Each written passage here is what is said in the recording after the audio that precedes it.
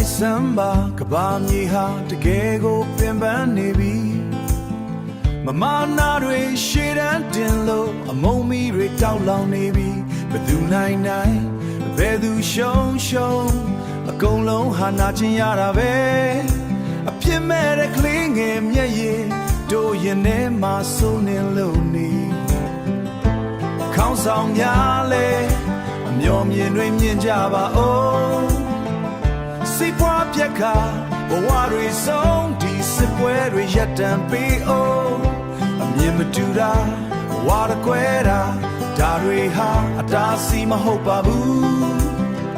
လူသားချင်းမို့ရိုင်ပင်ကြဖို့အချိန်နံပြီလို့မဆိုချင်ဘူးလားကဘာကြီးငြိမ်းချမ်းပါစေ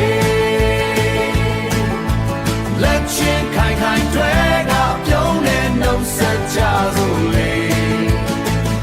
ကလေးငယ်များပေးခင်ပါစေ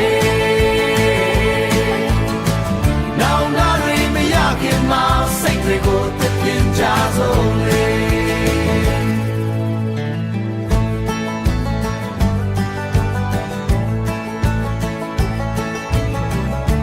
လူမမနိုင်တဲ့စစ်ပွဲအားလုံးရှုံးတဲ့စစ်ပွဲမြတ်တာနဲ့စာထိုးကဘာကြီးကိုခွန်အားဖြည့်ကြပါစို့